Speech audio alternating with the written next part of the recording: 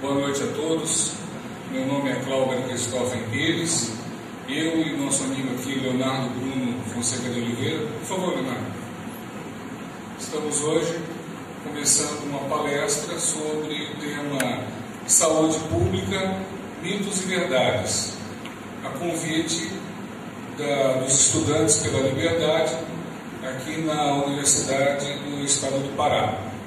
Vamos começar então por uma saúde pública gratuita e de qualidade para todos.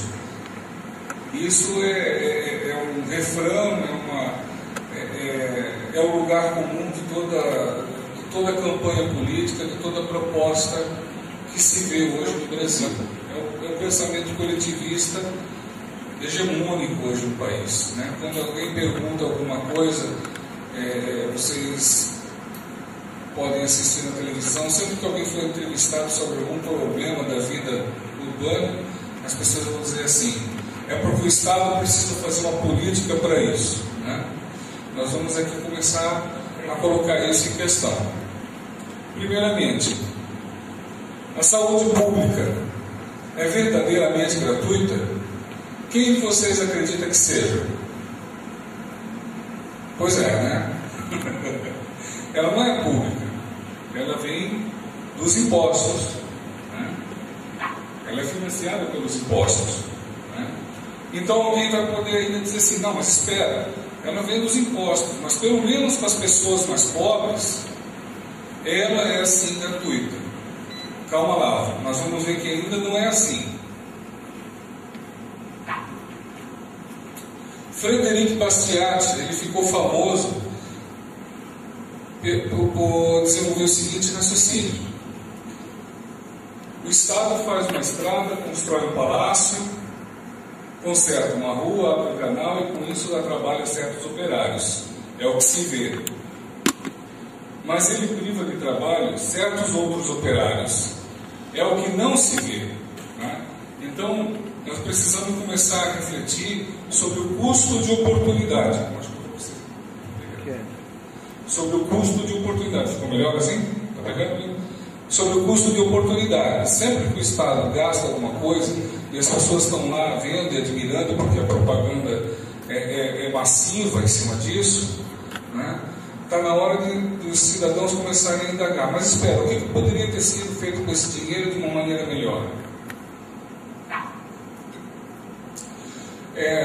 Aqui eu estou colocando mais uma citação de Henry Hazlitt, né? Ele não era economista, ele era um jornalista que acabou se tornando um economista autodidata.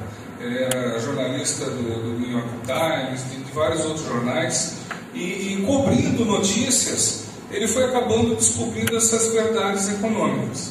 Então, no livro Economia numa Única Lição, ele tem um trecho que ele fala assim: para cada emprego público fica indestruído o emprego particular. Eu trabalho na Receita Federal, sou analista tributário, e eu vou dizer para vocês: existe um órgão dentro da Receita, existe uma coordenação que ela é especializada em fazer simulações de efeitos econômicos sobre diferentes métodos de tributação. Jamais nenhuma dessas simulações conseguiu chegar a uma conclusão definitiva sobre método de tributação. O que se sabe é: quanto maior a tributação, menor a poupança privada, né? E o que acontece? Você está confiscando a poupança privada, você vai impedir os investimentos produtivos e a geração de empregos com maiores salários, né? Então, seja qual for a carga tributária, os métodos de tributação, serão sempre os pobres que vão pagar mais impostos. Por quê? Por que isso? Por quê? Porque eles vão deixar de ter emprego, ou tendo emprego vão receber salários menores. Mesmo que num hipotético país onde só as pessoas ricas fossem tributadas, ainda assim seriam os pobres quem, na cadeia desse raciocínio econômico, seriam aqueles que mais pagariam, né?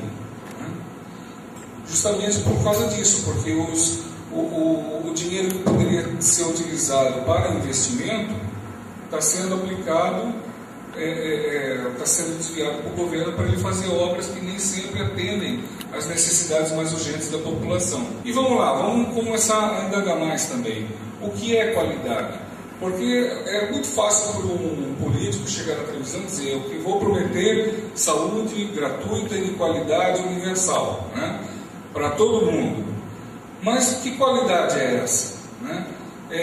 Será que o método, o estilo de atendimento do SUS vai atender a fulano, ciclano e beltrano? Né? Isso é uma coisa que a gente precisa colocar em questão.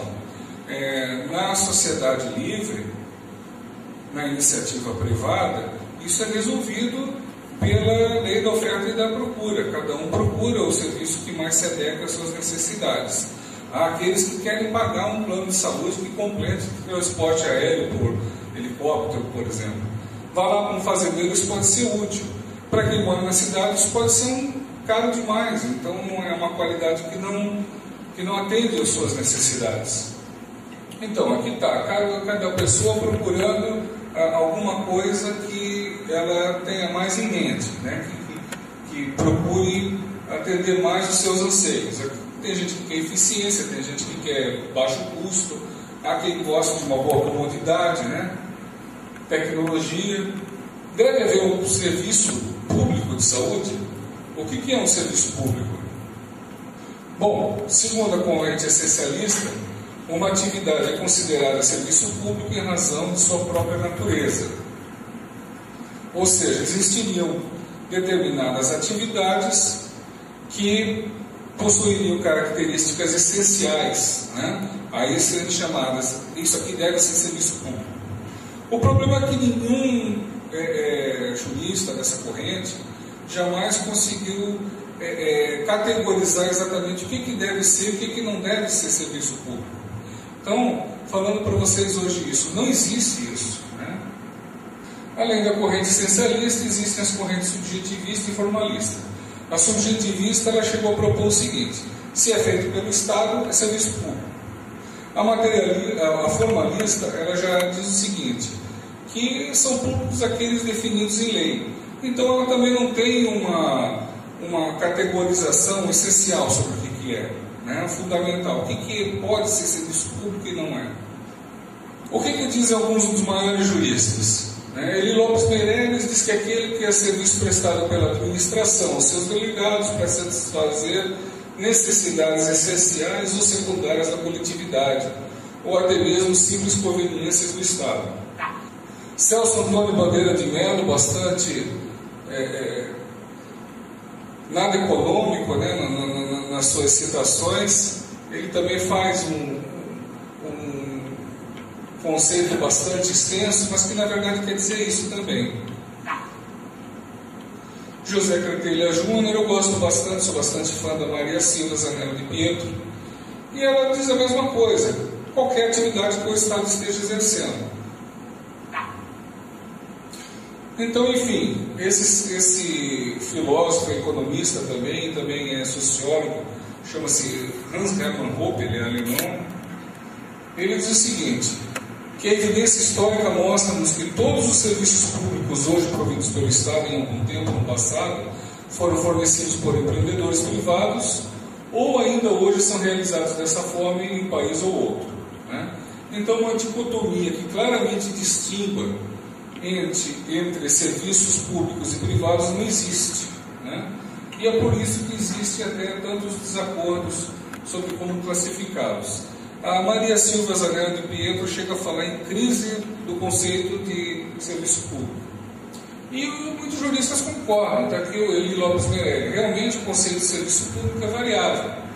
E a Maria Silva fala da crise da noção de serviço público. Então agora nós vamos chegar e perguntar para todos assim: bom, então não existe categoricamente que se possa dizer isso é serviço público, isso é serviço privado, né? Agora, é possível oferecer um serviço de ponta, de primeira qualidade para todos? Quem acredita que isso é possível? Isso não é possível, né? Por quê? Porque todas as inovações são caras. Então vamos lá, em qualquer coisa, não precisa ser só em medicina, né? vários de vocês aqui devem possuir um celular na mão. Vocês sabem quanto que custaram os primeiros celulares, até mesmo aqui no Brasil? Vocês têm ideia de quanto custava? R$2.000. R$2.000? Custava R$20.000. Tá? Custava R$20.000. Eu paguei. Não, para falar a verdade, custava $20.000. Não existia o real ainda na época. Tá? Um celular custava $20.000 e ele era um tremendo de um orelhão. Tá? Ele era um aparelho que hoje ninguém compraria nem por um centavo. Né? Então o que acontece? Um serviço de ponta não existe, mas numa sociedade livre, tá? As pessoas que primeiro se utilizam dele, que obviamente são as pessoas mais abastadas, elas patrocinam o desenvolvimento dos produtos, né? Dos produtos, dos procedimentos médicos, no caso da medicina, para que mais tarde eles possam ser massificados para a população. Hoje em dia qualquer pessoa compra um celular bom, sem comparação com aquele que havia há coisa de 20 anos atrás, não é? E por um preço módico com muito mais funcionalidades. Assim então, todo o processo de inovação numa sociedade livre. Está aqui uma citação de Ludwig von Mises, um dos pais da doutrina austríaca, que nos diz: o luxo de hoje é a necessidade de amanhã. Cada avanço primeiro surge como um luxo de poucos ricos, para daí a pouco tornar-se uma necessidade por todos julgada indispensável. A ele devemos as progressivas inovações, por meio das quais o padrão de vida de todos os estratos da população se tem elevado gradativamente. Vocês conseguem pensar numa coisa tão simples quanto o uso de talheres? Pois já foi um luxo. Era coisa só de monarcas, de nobres. E vocês conseguem imaginar a importância disso para a higiene, para a saúde? O uso de talheres ele acabou reduzindo muito a incidência de doenças, porque sendo de metal são laváveis e não se contaminam. Né? Olha aqui nós temos também um americano, ele é um economista, John Lott Jr., ele escreveu esse livro chamado Freakonomics. Não confundam com Freakonomics. Tá? Freakonomics é o que vendem nas livrarias do Brasil. Freakonomics foi um livro resposta ao livro Freakonomics, tá? Onde ele desmente todas aquelas assertivas que o outro autor imagina serem corretas. Né? Então, olha só o que ele fala, ele dá aqui uma importante informação, que os americanos, eles cobrem hoje praticamente todos os custos com pesquisa e desenvolvimento, restando aos outros países apenas os custos de produção e distribuição. Então, os americanos, que são hoje 5% da população mundial, eles pagam até 50% do custo mundial com remédios. Bom, aqui eu botei exatamente uma foto de um trem na Índia, para demonstrar o seguinte: onde a oferta ela é gratuita, a demanda se estende indefinidamente. Né? E vocês estão vendo aí a questão de uma superlotação. Bom, isso é característico lá, mas é característico daqui também. Né? Então, o que acontece? Se o governo daqui oferecer realmente uma saúde pública gratuita e universal e de qualidade, o que vai acontecer? Todo mundo vai querer usar indefinidamente, né? Para qualquer dor de cabeça, o pessoal vai estar lá no posto de saúde ou no hospital público. No Brasil, hoje, 25% da população se utiliza do plano de saúde. Essa média nacional ela é bastante desigual. Em cidades como São Paulo, Belo Horizonte, Porto Alegre, Curitiba, esse índice chega a ser bem mais de 80%. Né? Aqui no Pará é coisa de 5% a 10%. Possivelmente Belém seja mais do que isso. Né? E tem subido gradativamente. Está aí a tabela para mostrar que no ano de 2003 era coisa de 18% que se utilizavam em planos de saúde. Hoje são 25,5%. E que é uma tendência de alta progressiva. Significa que o povo brasileiro ele considera a saúde como um bem praticamente de primeira necessidade. Eu estou mostrando para vocês agora um clipe da Abrange, que é a Associação Brasileira de Instituições de Medicina de Grupo, né, de plano de saúde, onde tem essa notícia, que eles fizeram uma pesquisa. Depois da casa própria, o maior sonho do brasileiro é dar plano de saúde à família, entre 12 objetos de consumo. Né? Eu diria até mais, se eu fosse pensar por mim mesmo, eu diria que o plano de saúde é mais importante ainda do que casa própria.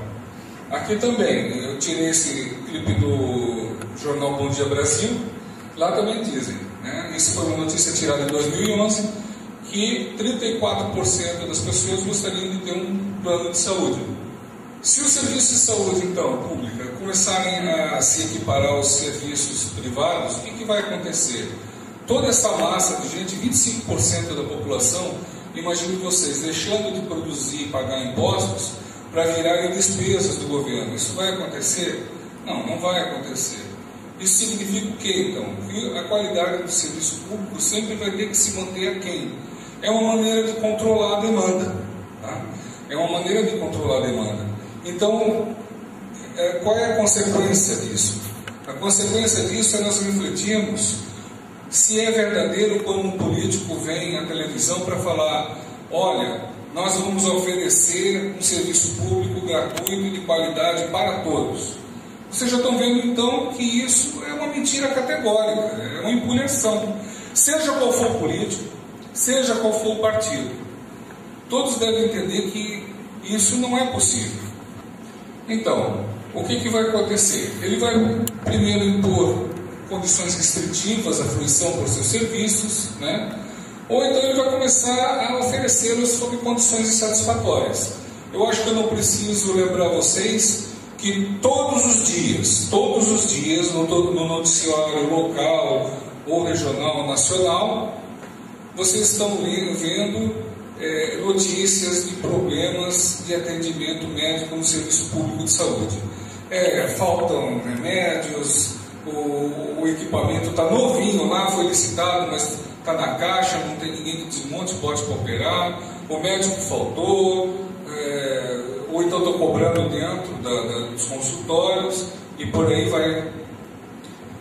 vão as mazelas. Eu vou passar um pouco agora a palavra para o nosso amigo Conde, né, o Leonardo, e ele vai falar sobre vocês qual é a experiência nos outros países de controle da demanda.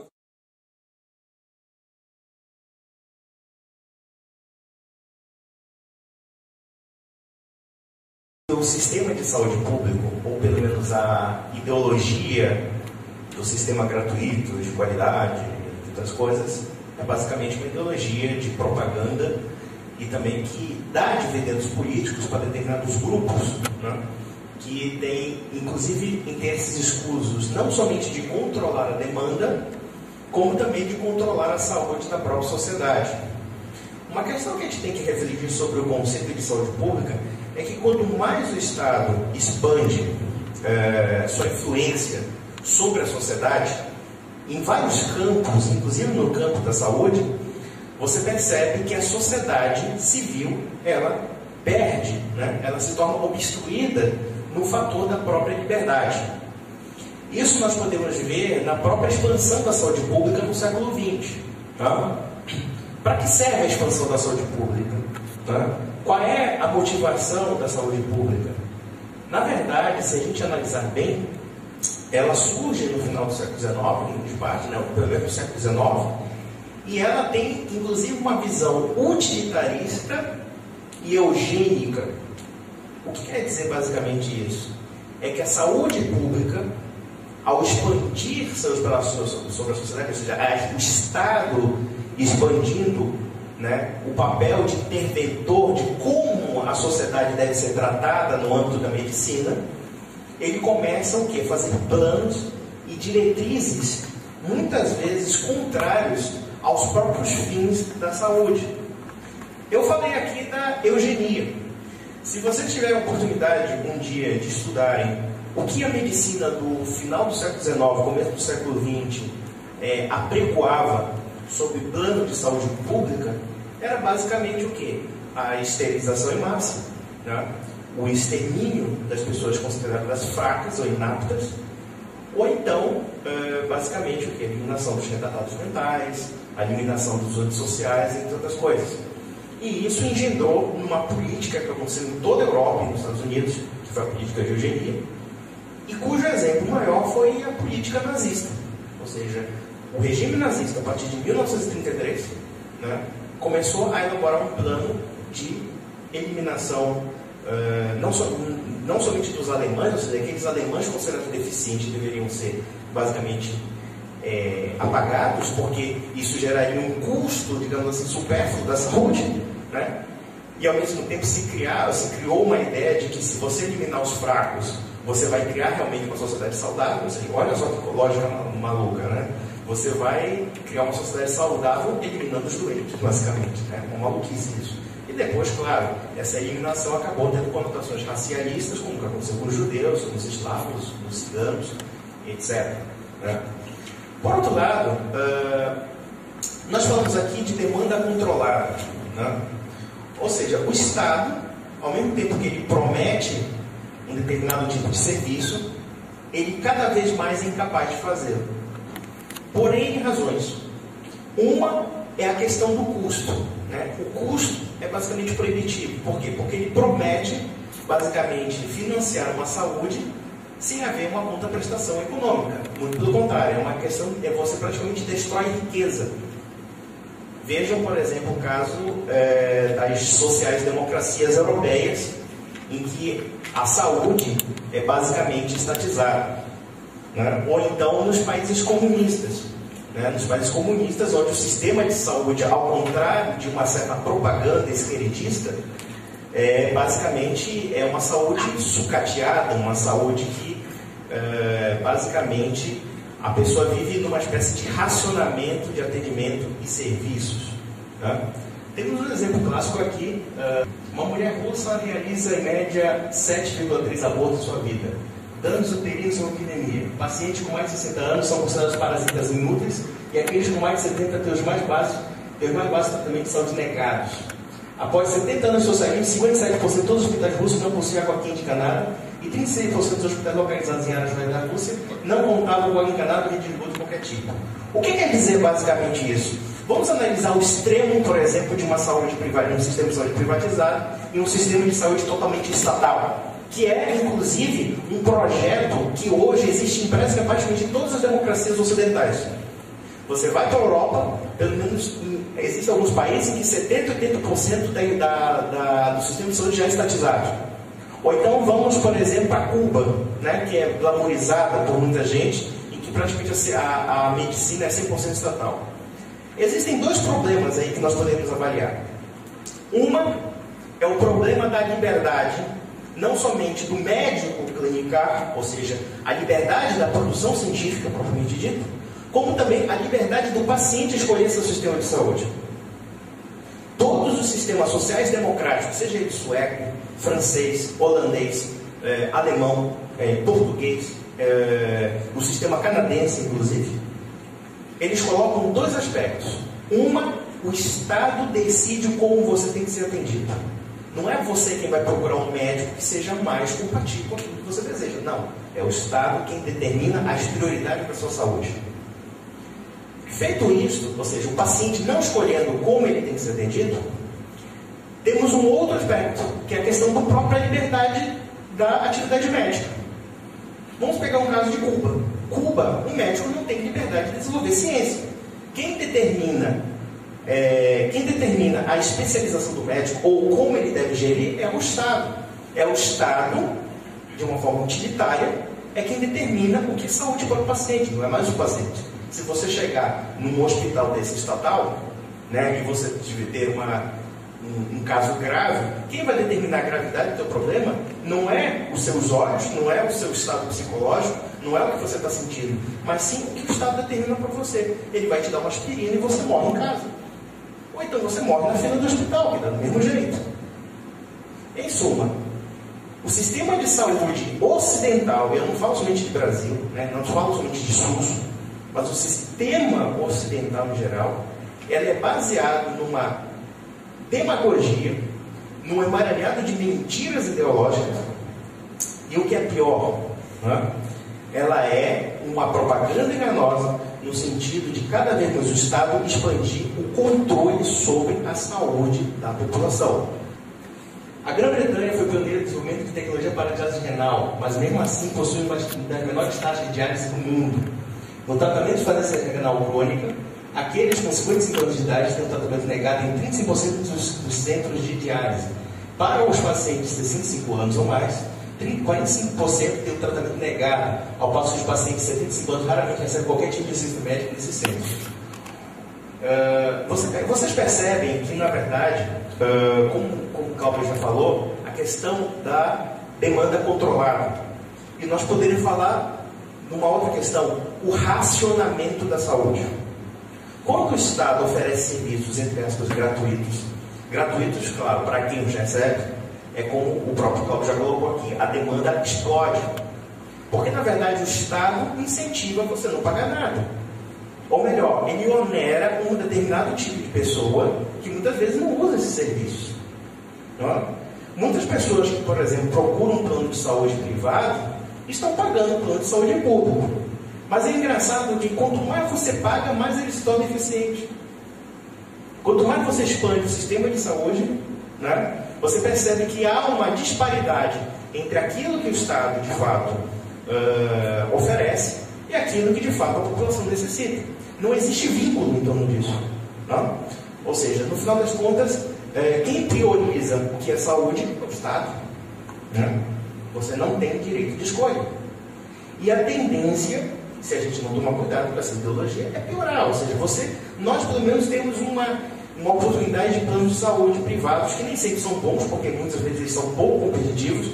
É um sistema que, pela burocracia, sofre um processo de carteirização. Né?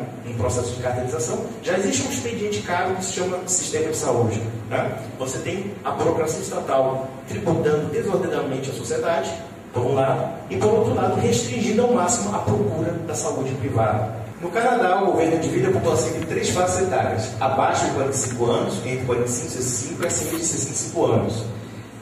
Aí você percebe o seguinte, quer dizer, da mesma forma que o Estado ele decide para você o que é saúde, como uma típica tirania comunista, ou uma burocracia comunista, ele faz um planejamento estatal da saúde, um planejamento prévio daquilo que você pode receber. É claro que ninguém aqui vai saber previamente se vai ter câncer, né? Ou vai ter uma gripe, mas o Estado já está ditando para você o que vai te dar e o que não vai te dar. Né? Ou seja, toda ilusão, aí você vê que toda essa ilusão é desmoronada pela realidade da propaganda, né? Você tem uma divulgação massificada, coletivista, né? Que nega ao indivíduo de escolher o seu próprio tratamento de saúde, e por outro lado, milhares, se não milhões de eleitores são enganados com essa propaganda enganosa. Para você ter uma ideia só sobre a questão do Canadá, eu estava fazendo uma pesquisa na internet, 70% do sistema de saúde canadense tem uma influência indireta do Estado. Lá é o seguinte, o sistema, assim, os prestadores de serviços, como no caso os hospitais, eles são privados, só que eles são subsidiados pelo Estado. O que na prática dá no mesmo, porque no final das contas, quem determina, em último caso, como a saúde deve ser direcionada é o Estado, porque quem tem dinheiro é quem comanda. Né? Ou seja, o Estado é basicamente a demanda e não a sociedade. É isso que nós temos que ter em conta. Por mais que o Estado pague um serviço privado, né, como se fosse público, propriamente dito, na verdade é ele quem define a diretriz da demanda, e não o cidadão comum. Hoje em dia, nos Estados Unidos, existe uma campanha pela estatização do sistema de saúde norte-americano. Uma vantagem que o sistema norte-americano demonstra com relação aos sistemas públicos que existem na Europa, no Canadá e no próprio Brasil, é que, na verdade, não existe um sistema público de saúde nos Estados Unidos. Na verdade, uma boa parte desse sistema ele era gerido pelas leis do livre mercado. E aí a gente pergunta, como é que ficam os pobres, como é que ficam, né, os velhos? Existem dois programas de saúde nos Estados Unidos chamados Medicare e Medicaid. Esses dois programas, o que eles fazem? Se você não tem condições de pagar um plano de saúde, o Estado reembolsa o hospital. A vantagem desse sistema é que, embora exista uma certa margem mínima de prejuízo, na verdade, o que acontece? No final das contas, a grande maioria do povo americano paga o seu plano de saúde. Tem condições de pagar. Primeiro porque o mercado norte-americano é um mercado competitivo, o que dá margem, por exemplo, a planos de saúde baratos. Aí tocamos na questão que o próprio Clauber Pires colocou aqui, sobre a questão da necessidade. Né? O que é necessário para você pagar um plano de saúde? O que você procura um plano de saúde, né, no plano de saúde? Né? Você procura, sei lá, uma Unimed, né, nacional ou uma Unimed regional? Né? De acordo com essas necessidades, nesse aspecto, o mercado atende. Isso acontece nos Estados Unidos. E o Medicaid e o Medicare, de alguma forma, que é um serviço social para os pobres e para as pessoas com mais de 65 anos de idade, eles compensam, digamos assim, aquelas pessoas que não podem pagar. Mas não transforma em torno disso, quer dizer, em torno de um benefício assistencial, não faz, por exemplo, uma saúde estatizada, muito pelo contrário, uma saúde privada. O que aconteceu com o governo Obama? Né? O governo Obama simplesmente estava querendo estatizar o sistema de saúde, criar um sistema rígido, rigoroso sobre o trabalho dos médicos. Ou seja, no final das contas, ele estava querendo inverter tudo de cabeça para baixo. Tudo de cabeça para baixo. Ou seja, vocês já estão acostumados a ouvir uma propaganda em que diz assim: 40 milhões de norte-americanos não têm serviço de saúde. O que ninguém conta é que a grande maioria dessas estatísticas, desses 40 milhões, são imigrantes ilegais e são pessoas que simplesmente não precisam do sistema. Partindo do pressuposto que os Estados Unidos têm 300 milhões de pessoas, então a grande maioria das pessoas não precisa de um plano de saúde estatal. Não precisam. Só precisam aquelas pessoas realmente muito carentes. E o Estado, de maneira muito setorizada, somente gasta com os carentes, não gasta com todo mundo. Quando você fala de um sistema público de saúde universal, você está dizendo que todo mundo necessariamente precisa de sistema de saúde, o que não é verdade.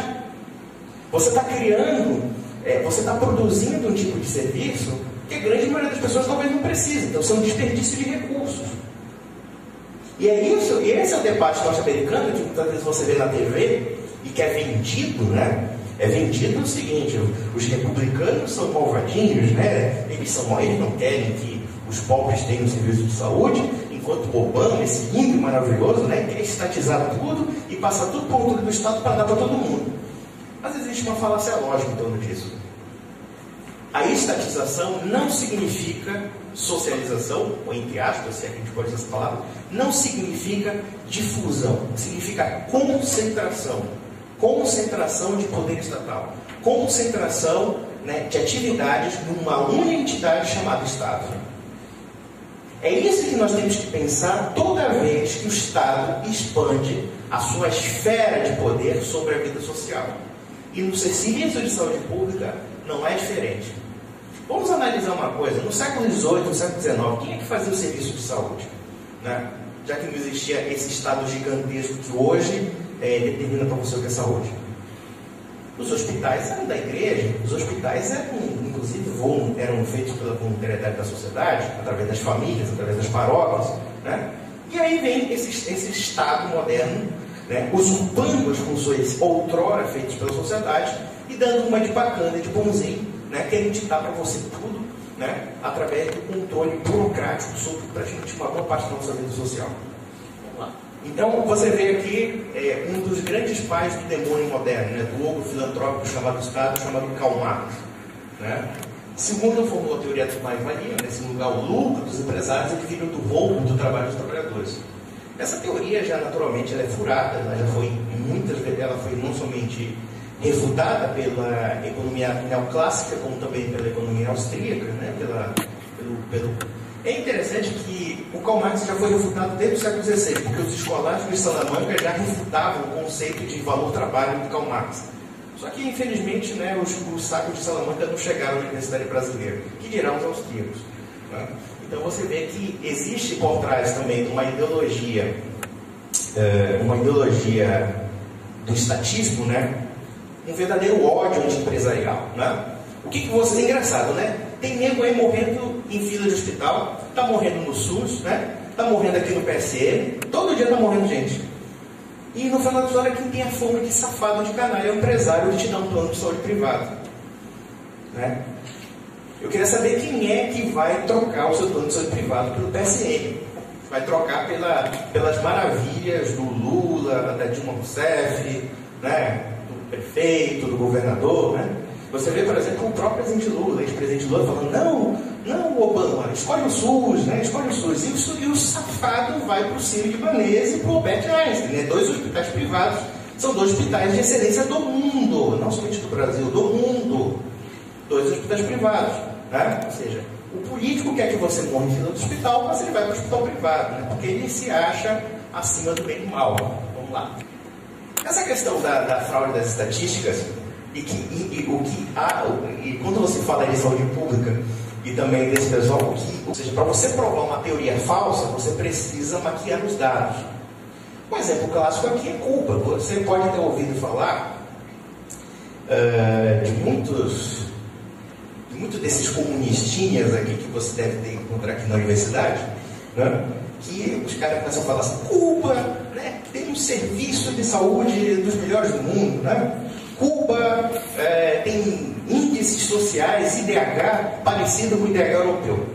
Ora, se você acredita na propaganda de uma ditadura que não admite liberdade de imprensa, que não admite conferição de dados estatísticos realmente imparciais, realmente você está dando um papel de burro aí. Né? Na verdade, obviamente que as estatísticas de Cuba são falsas. Né? Não corresponde à realidade, por exemplo, da saúde pública cubana. Qualquer pessoa que chega em Cuba sabe que o sistema cubano de saúde é pior do que o brasileiro. Olha, para ser pior do que o brasileiro tem que ser muito ruim mesmo, né? Você imagina, por exemplo, faltando seringa, né? Você faltando gás. Quer dizer, coisas básicas da medicina, e acredito que meus amigos médicos aqui sabem muito mais do que eu, né? Quer dizer, coisas tão básicas faltam em Cuba. E mesmo assim, você vê como é que a ideologia ela começa a transmutar e até ultrapassar a realidade.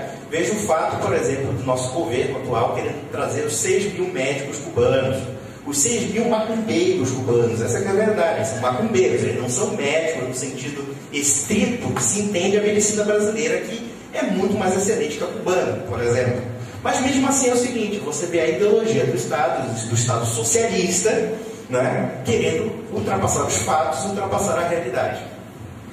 Nós vemos aqui uma cena da questão que é uma questão muito comum aos inimigos da livre empresa e aos inimigos do livre mercado, né, sobre o conceito da exploração capitalista. Será que isso é verdade mesmo? É claro que os salários no Brasil eles são muito baixos em alguns setores, mas eles são baixos por outras razões. Não é porque o livre mercado é malvadinho ou porque o empresário é malvado. Mesmo vamos pegar, por exemplo, o empresário do plano de saúde, não é porque ele seja malvado. Ele tem interesses, ele é ambicioso também, ele tem, é claro que ele também tem pecados. Mas e o Estado aí? Né?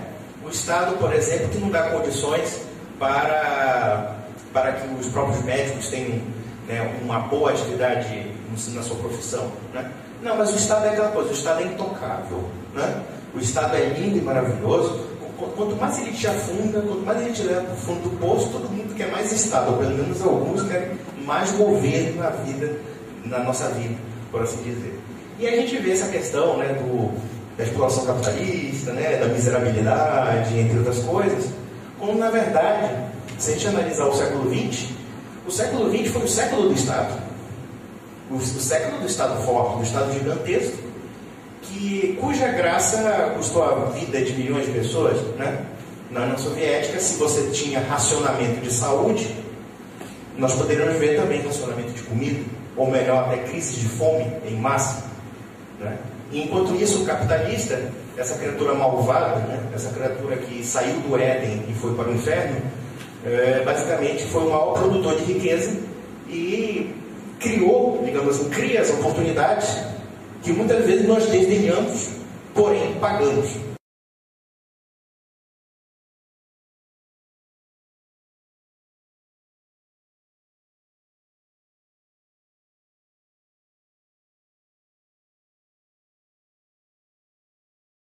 Até eu vou pedir para retornar mais uma vez para mim poder fazer um destaque nisso.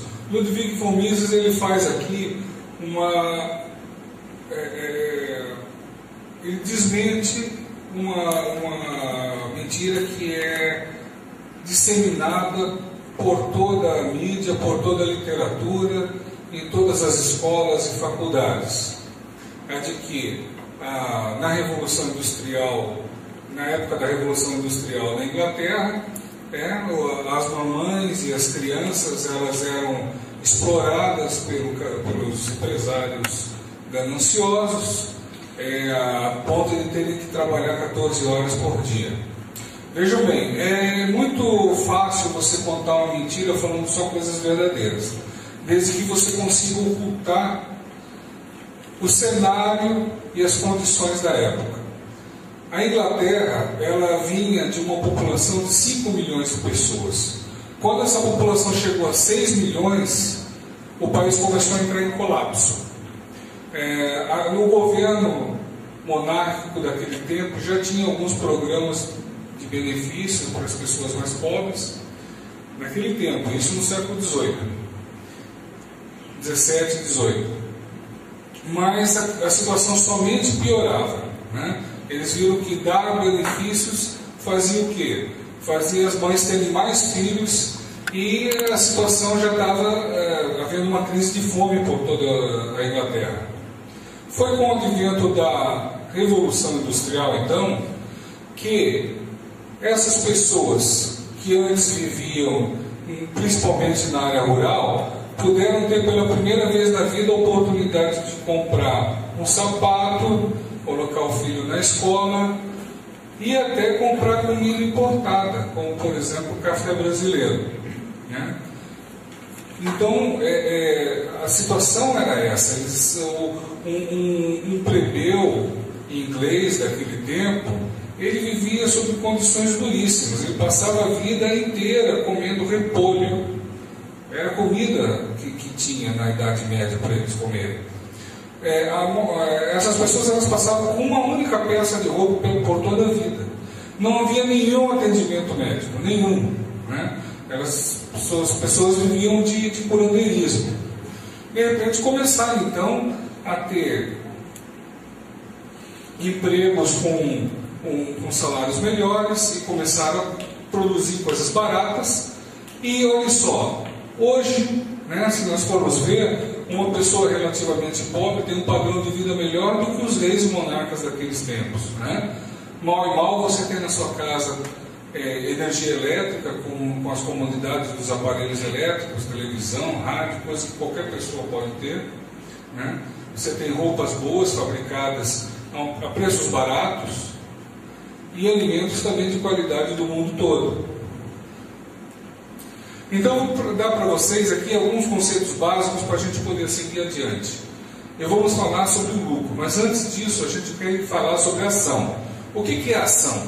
A ação humana, segundo Ludwig von Mises, é um ato propositado visando transformar uma situação menos confortável em uma situação mais confortável, né?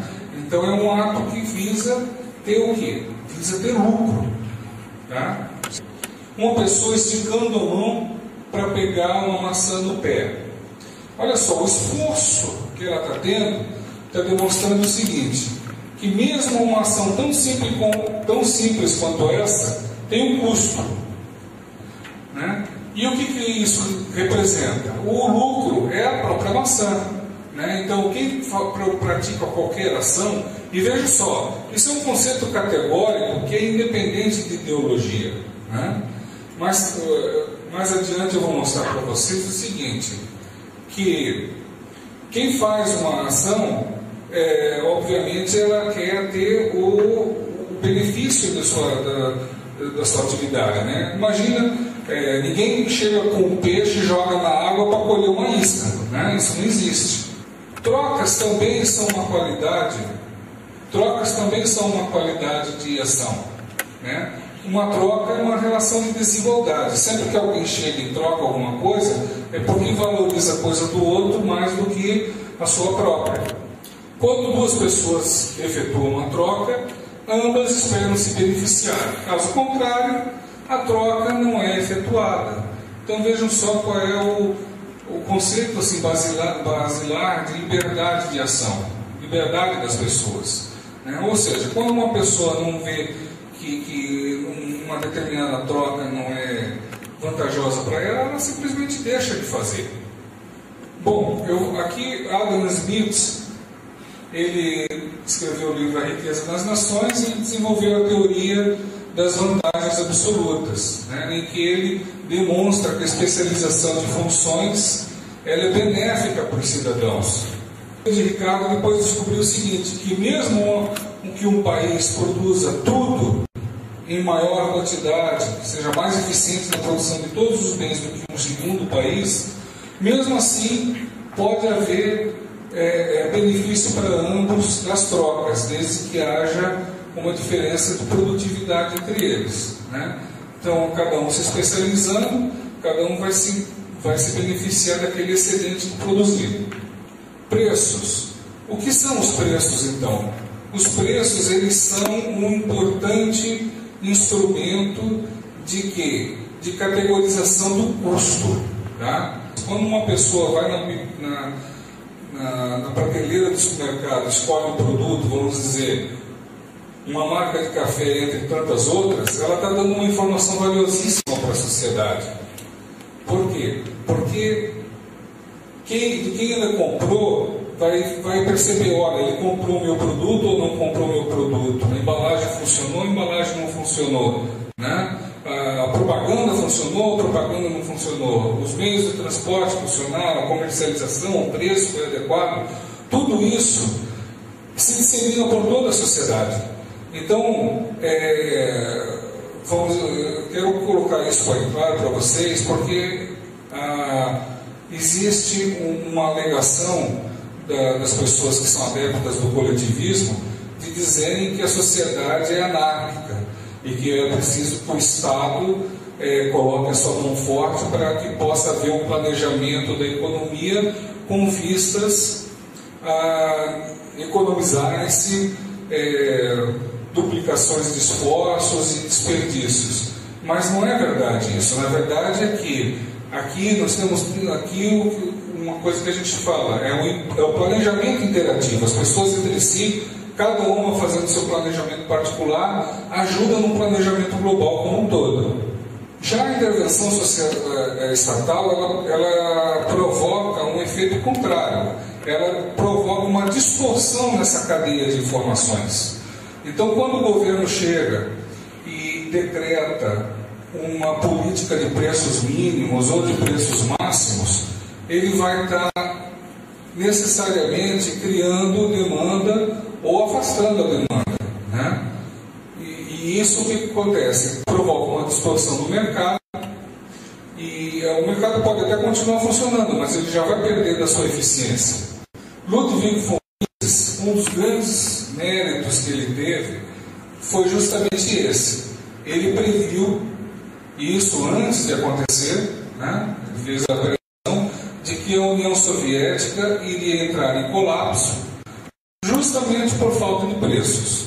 Eu quero avisar aqui a vocês o seguinte: existia um órgão da União Soviética que era responsável por fixar os preços. Havia uma tabela de mais de 1 milhão de preços. Todos esses preços, eles eram politicamente escolhidos, né? Então eles diziam assim: o operário tem que ganhar cada um 1 quilo de farinha a 20 centavos de rublos, né?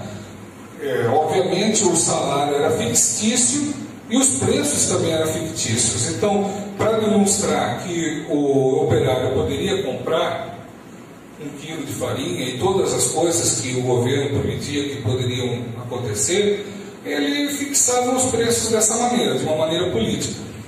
Mas o país em si, ele acabou indo para o buraco. Por quê? Porque ele não sabia o quanto custava produzir as coisas que ele distribuía para a população, quando ele distribuía.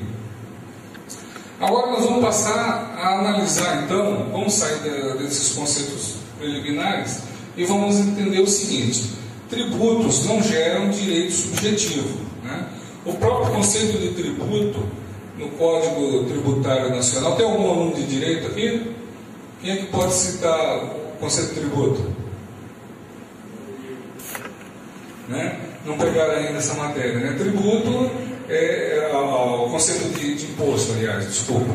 Imposto é o tributo que ele tem como premissa nenhuma vinculação com nenhuma atividade do governo, tá? Ou seja, você vai pagar impostos esperando genericamente que aquilo vai se converter em benefícios públicos. Mas não existe da parte do Estado nenhuma obrigação de dizer eu vou aplicar na saúde, eu vou aplicar na educação. É o Estado quem vai definir isso. Orçamentos, né? O orçamento privado de um hospital, de uma clínica, do médico, ele é um orçamento direto. Ele tem que prestar o serviço em contraprestação que recebe em dinheiro. Já o orçamento público, ele é completamente diferente. Por quê? Justamente por causa dos tributos, dos impostos, né? Então o que acontece? Os hospitais, eles não recebem pelos serviços que eles fornecem. Eles recebem segundo a capacidade política dos administradores de conseguir recursos, né, juntos aos seus chefes, tá? É assim que funciona. Existe a emenda complementar número 29/2000, que ela destinou alguns recursos de alguns impostos e contribuições necessariamente para a saúde. Mas nem isso é capaz de criar um direito subjetivo para o cidadão. De entrar num estabelecimento público de saúde e dizer eu quero ser atendido porque eu estou pagando, né? Ou então de acionar a justiça, de acionar os seus direitos.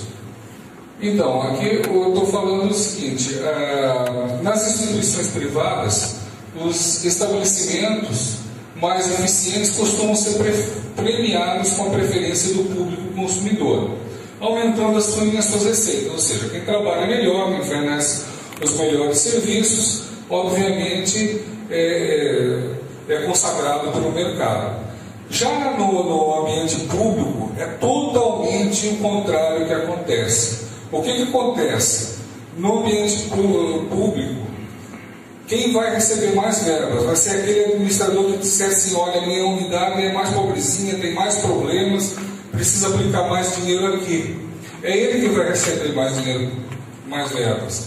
O administrador público que consegue ser mais eficiente, que consegue economizar recursos, né, que consegue ser mais enxuto, o que acontece? Ele acaba sendo punido por isso. Ele vai dizer: não, então você está funcionando direitinho, fique do jeito que está, te vira. E isso se reflete na própria promoção dos funcionários. Nas instituições privadas, os funcionários eles precisam mostrar serviço, obviamente, entender o que fazem, serem eficientes para poder serem promovidos, crescer na carreira. Por quê? Porque existe uma cobrança de resultados. Já no ambiente público, isso não existe. Então, o que acontece? Os funcionários que conseguem graus de promoção a níveis de gerência e direção são aqueles que desenvolvem mais habilidades políticas, são aqueles que conseguem arrecadar mais a vontade das pessoas em torno dele mesmo.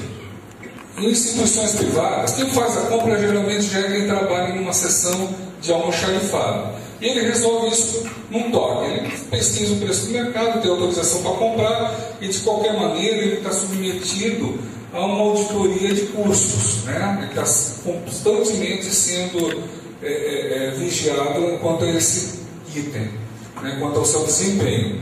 Já nas licitações públicas, um dos maiores problemas que existe é quanto à fiscalização do recebimento dos bens. Geralmente é feita da seguinte maneira: em qualquer órgão público eles destacam esse, aquele outro servidor, geralmente não são os melhores servidores, são os piores, e destacam eles para, em regime assim, de desdobro do trabalho, eles não têm que ir lá receber material, né?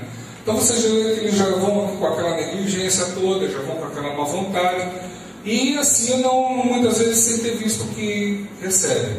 E é por isso que vocês podem ver nas instituições públicas um problema gravíssimo que eu chamo que é a indústria da licitação pública. O que acontece? O que é a indústria da licitação pública?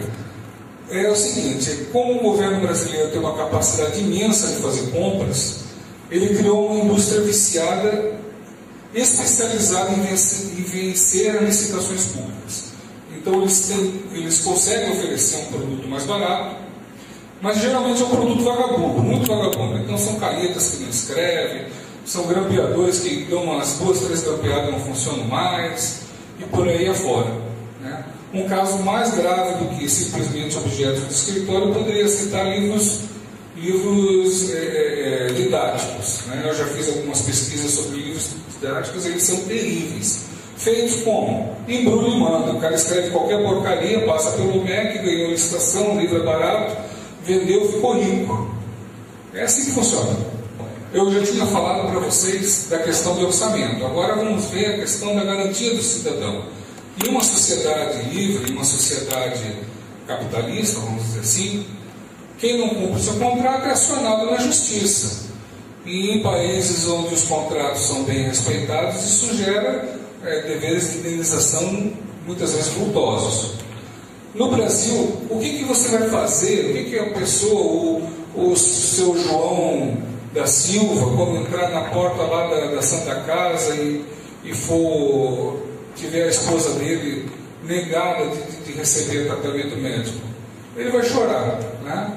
Ele vai chorar, e se ele tiver sorte de aparecer um liberal, de parar por lá, vai mostrar as mazelas dele, vai explorar a desgraça dele, e é isso que fica. Se eles comoverem o Ministério Público vai lá, faz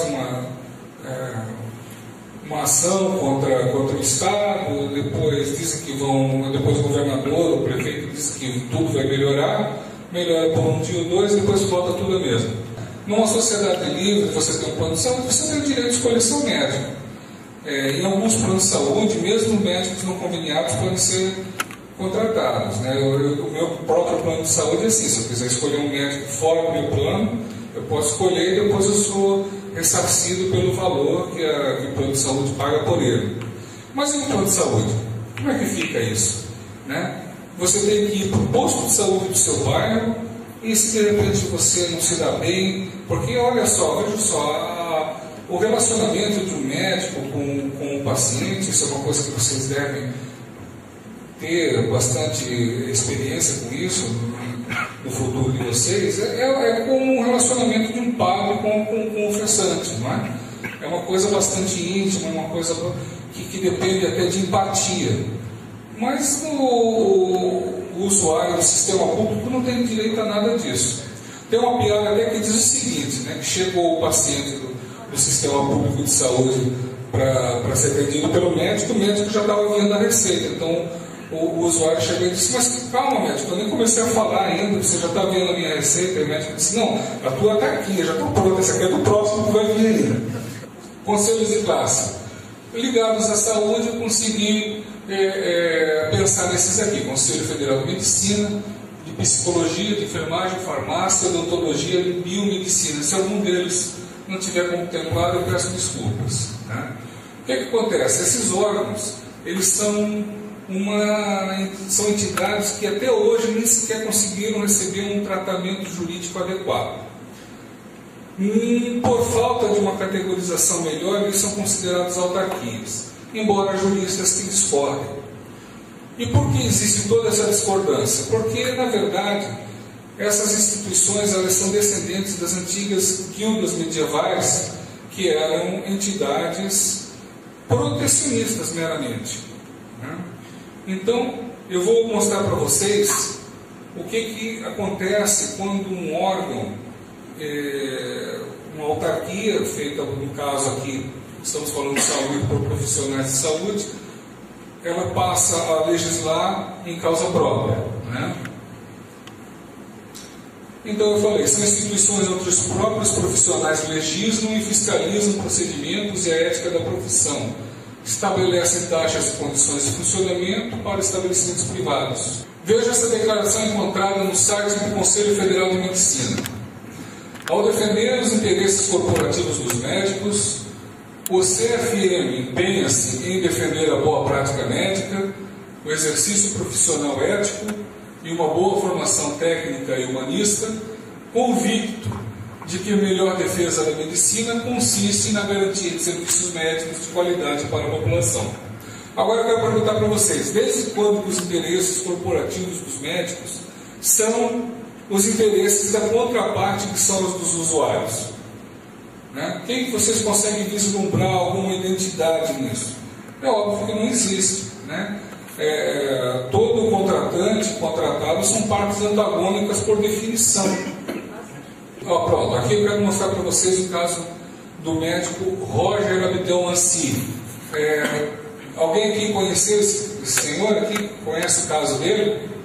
Ele era um médico bastante consagrado lá em São Paulo, um médico obstetra, que ele foi inúmeras vezes acusado de abuso contra mulheres. Tá?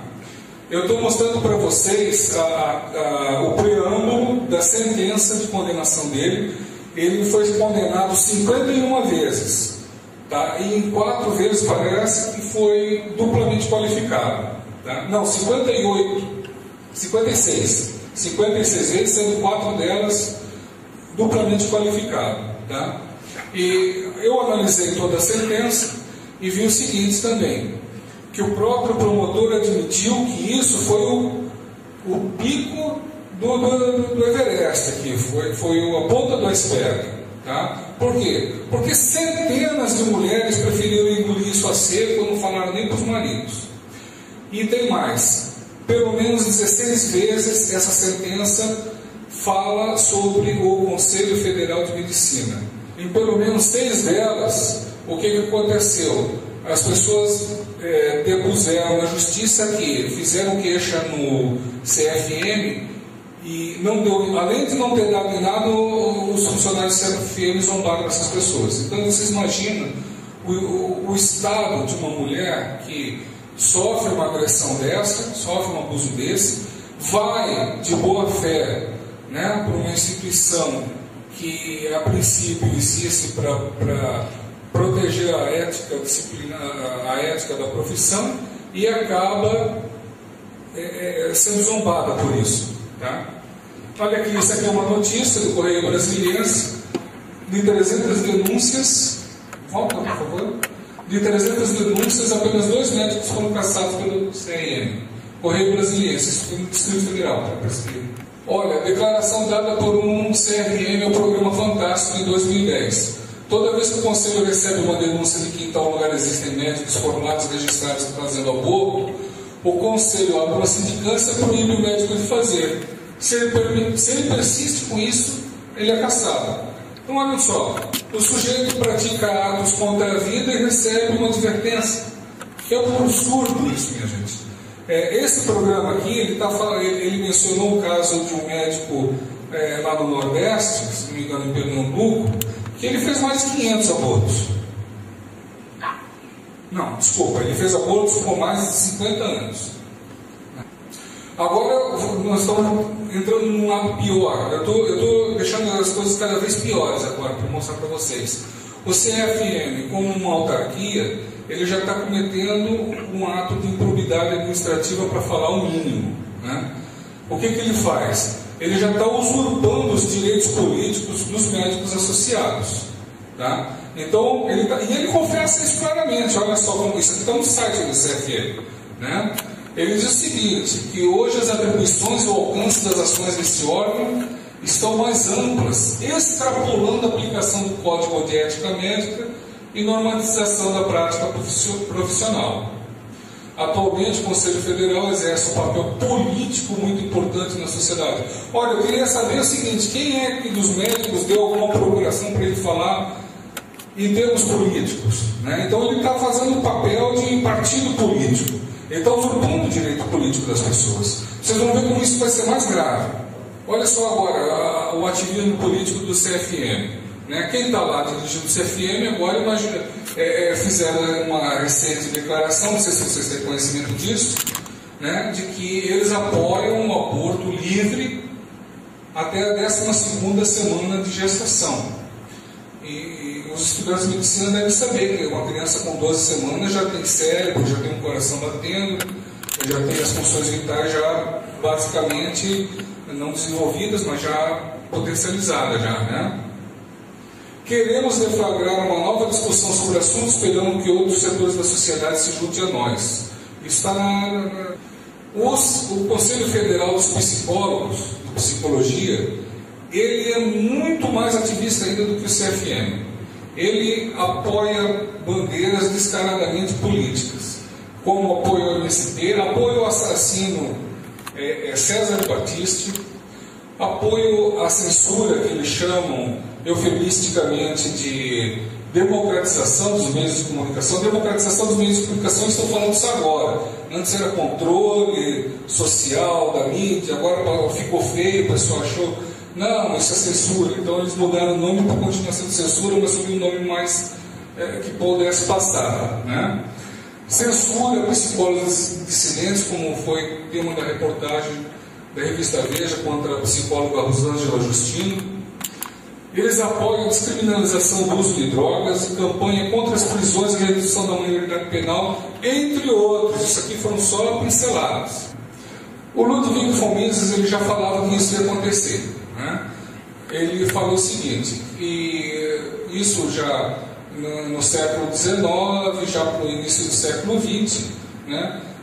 Houve uma corrente da escola fabiana na Inglaterra, da sociedade fabiana, que imaginava que as guildas elas poderiam fornecer um modelo de sociedade em qual cada profissão pudesse se autorregulamentar. Mas aqui ele coloca uma coisa muito clara: não, ninguém pode se autorregulamentar, legislar em causa própria. Na verdade, todos têm que se submeter ao crivo da sociedade, né? Então os médicos têm que se submeter ao crivo dos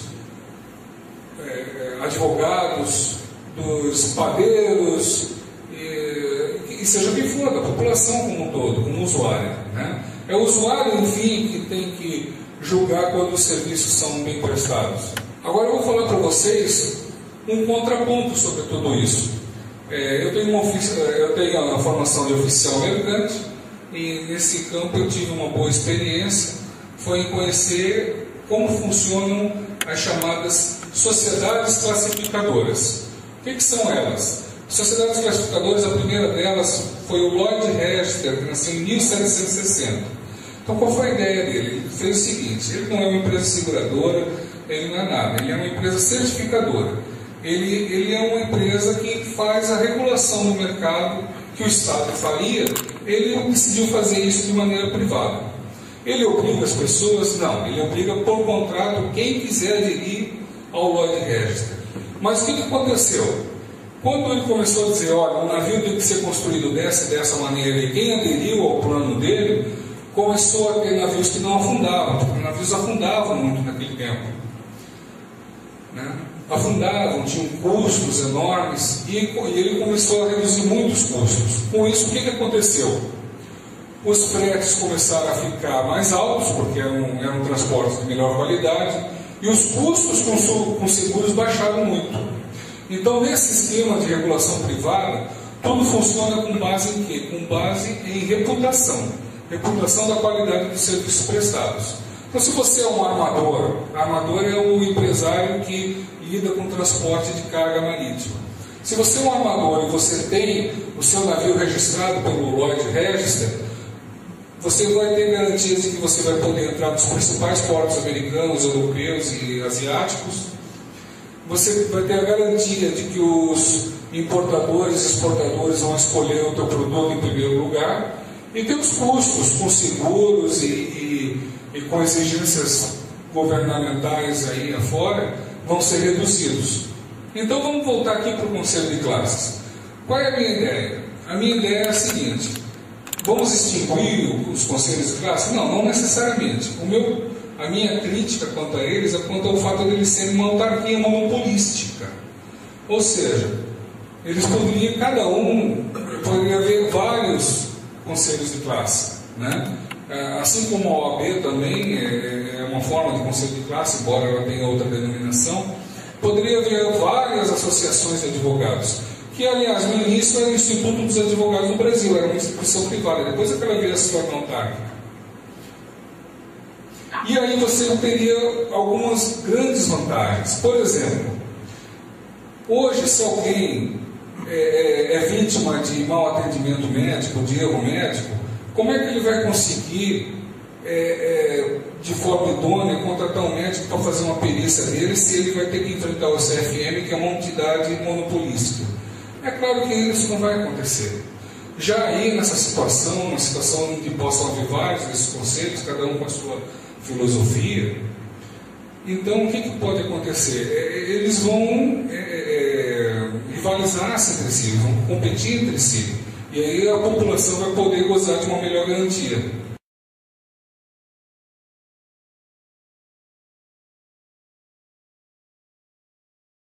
Aqui, né, vou encerrar já dando minhas últimas palavras. A conclusão que nós chegamos aqui é que, no final das contas, a saúde ela tem que priorizar, acima de tudo, o indivíduo, o cidadão. E nós temos que repensar sobre todos os conceitos que nós estamos vendo sobre saúde pública. Tá? Quase todos os projetos que visam a essa mitificação da saúde pública são projetos de controles sociais, projetos de controle sobre a saúde e projetos cada vez mais que nos escravizam, né? No sentido de sob uma armadilha de bom mocismo e sob uma armadilha de bom samaritanismo. Né? Então, naturalmente aqui, que quando nós falamos que nós defendemos a iniciativa privada e defendemos um sistema de saúde privatizado, nós não estamos aqui afirmando que os pobres devam ser desamparados. Eu penso que, inclusive, o sistema norte-americano, que hoje em dia está sendo estatizado na porrada pelo Sr. Obama, ele é um modelo viável, né? Ele tem um modelo viável, ou seja, as pessoas, a princípio, pagam, aquelas pessoas que têm condições de pagar, pagam seu serviço privado da maneira como lhe convém. E aquelas pessoas que não querem, o Estado poderia ter ajudado, né? Ou seja, quer dizer, defender a iniciativa privada não é ser contra o pobre. Defender a iniciativa privada é justamente pensar no nível de eficiência, né? Não somente na realocação de recursos, como também uma área de saúde um pouco mais digna, né? Que não fique matando pessoas em filas de hospital, ou então deixando pessoas ao completo abandono, quando na verdade nós estamos pagando muito caro por esse abandono. Muito obrigado. Nós procuramos aqui dar pinceladas, obviamente que numa exposição, ainda que tenha sido talvez um pouco longa, né? Existem muito mais casos de abusos estatais contra os cidadãos, mas eu queria alertar vocês quanto à consciência médica, quanto à liberdade do indivíduo de não aceitar que no seu corpo seja injetada nenhuma substância, ou que uma mulher seja obrigada a fazer uma esterilização, um homem uma vasectomia, né? E que também todos pensemos no quanto esses países, apesar de fazerem propagandas políticas demagógicas, transformam o ser humano de finalidade em meio. Não é por outro motivo que os governos, vocês viram, governos até de países desenvolvidos, Canadá, Estados Unidos, Grã-Bretanha, estão tratando pessoas velhas, deixando elas à míngua. Por quê? Porque elas não são mais engrenagens que funcionem, né? Então, quando eles veem que o custo-benefício de manter aquela engrenagem já rota, desgastada, já não presta, então vai para o descarte. Porque isso aqui, na mentalidade deles, é o corolário da mentalidade coletivista, tá? Da mentalidade onde as pessoas são engrenagens do sistema e não fim em si mesmas. Bom, Dito isso, eu queria agradecer pelos estudantes, pela liberdade, pela oportunidade que nos concederam, e querendo vocês entrar em contato conosco, façam sempre o que quiserem. Nós vamos publicar também esse material, o pessoal dos estudantes podem publicar também, viu? Quando assim que for editado, vocês podem deixar no site de vocês, e podem entrar em contato conosco por e-mail para tirar qualquer dúvida ou para convidar para fazer qualquer outro evento. Muito obrigado.